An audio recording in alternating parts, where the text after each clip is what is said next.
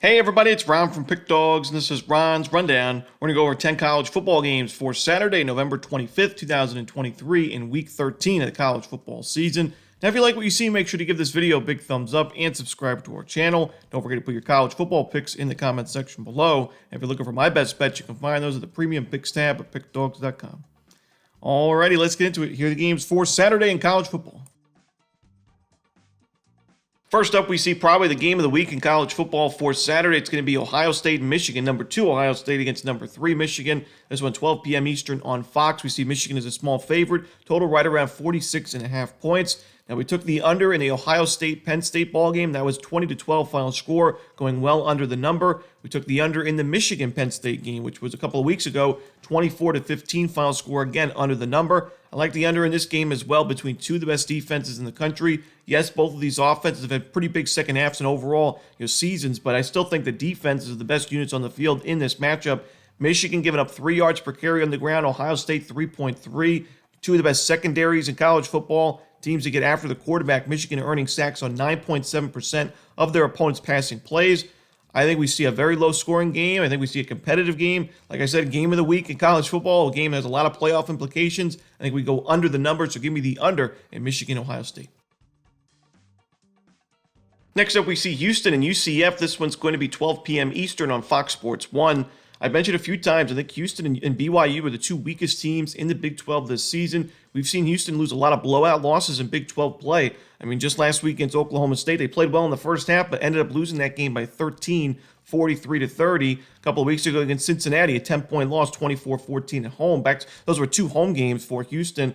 Then earlier in conference play, 41-0 against Kansas State, 49-28 against Texas Tech. I don't trust this team on the road. I don't trust the quarterback play or the offense in general. And even the defense is struggling, giving up. The secondary has been one of the worst in the Big 12. They're giving up over 400 yards per game. UCF should be able to take advantage of that. This offense runs the ball like nobody's business. This is a strong offensive line, a great run game. Houston's given up over 4 yards per carry in conference play. I think UCF wins this game going away. I'm going to take UCF at home at the bounce house and lay the big number.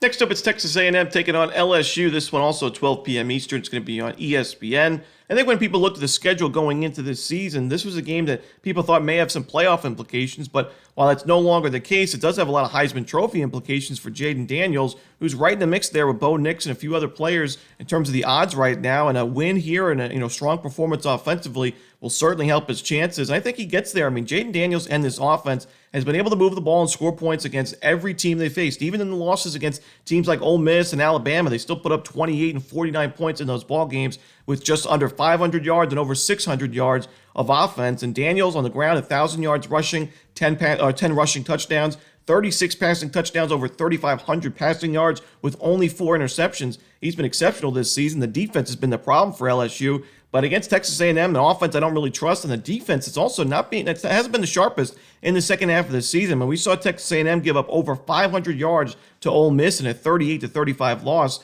I think LSU wins this game and wins it big. And if they do, I think they make it to a New Year's Six Bowl. So give me LSU. I'll lay the big number. Next up, it's the Iron Bowl between Alabama and Auburn. This one, 3:30 Eastern on CBS.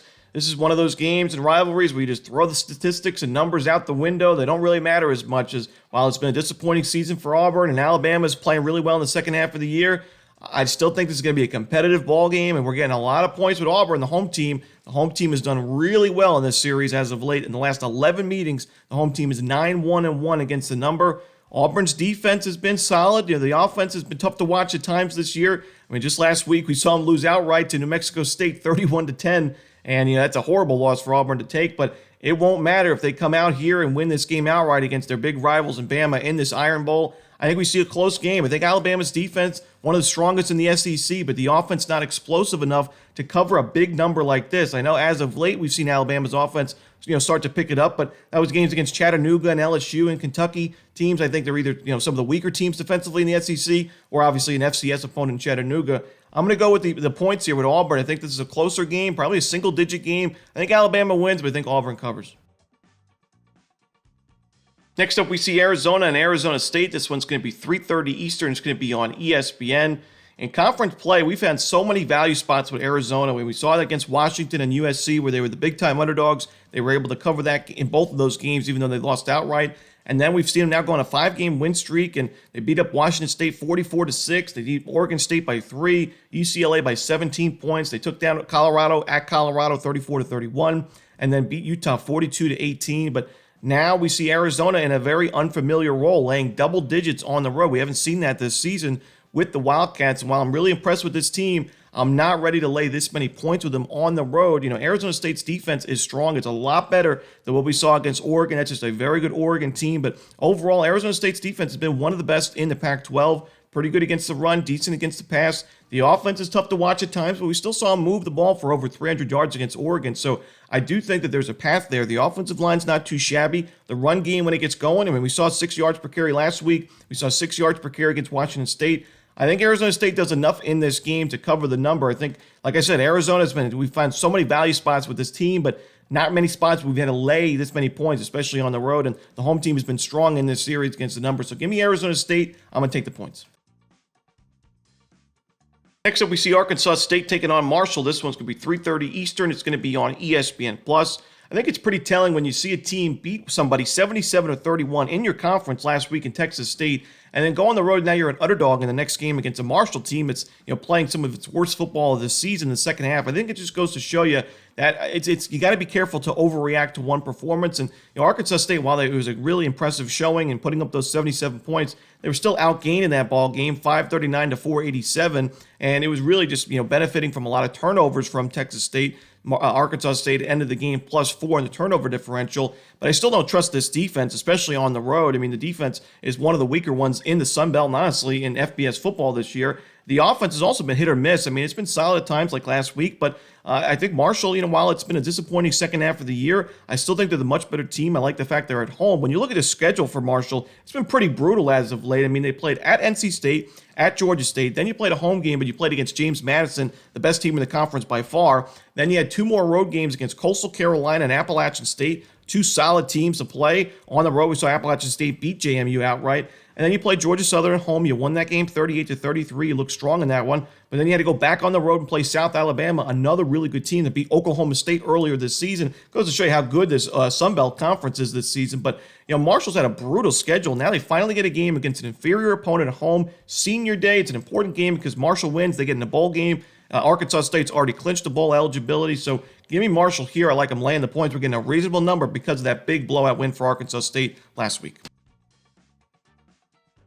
Next up, we see Florida State and Florida. This one's 7 p.m. Eastern. It's going to be on ESPN. Another big-time rivalry in college football. Another one of those games where you throw out the numbers from the regular season. It's been a disappointing year for the Gators. It's not been for Florida State, even though it's disappointing that neither of these teams are going to be at full strength in this game, especially on the offensive side, as both quarterbacks, Jordan Travis and Graham Mertz, are out for the season. So it's going to be Tate Rodemaker for Florida State and Max Brown for the Gators. I think for Florida, I don't think it's necessarily a big concern that Mertz is not going to be playing here. Max Brown's a really talented quarterback, and Mertz, I would consider, he did a really good job at being a game-managing quarterback. He didn't throw a lot of interceptions. He was, strong. He didn't turn the ball over too much, but he was more of a pocket passer that really couldn't do too much in the playbook. And I thought, the Gators at times looked a little stale out there offensively. So Max Brown, I do think the ability for him to, move around the pocket, be more of a dual-threat quarterback, while also still being a solid, a passer himself. I think the Gators' playbook opens up in a game like this. And we saw that against Missouri where, Mertz went down, Max Brown went in, and then the Gators' offense was fine. They actually had a chance to win that game outright at Missouri.